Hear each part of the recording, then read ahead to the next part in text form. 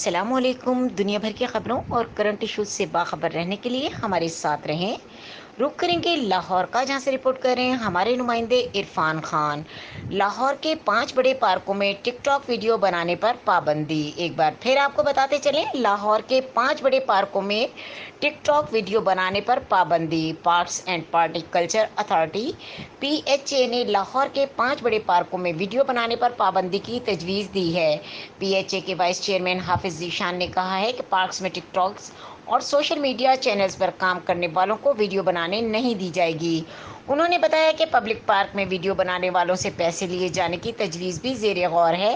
پیسے وصول کرنے کے بعد PHA مطلوبہ وقت کے لیے سیکیورٹی بھی فراہم کرے گا۔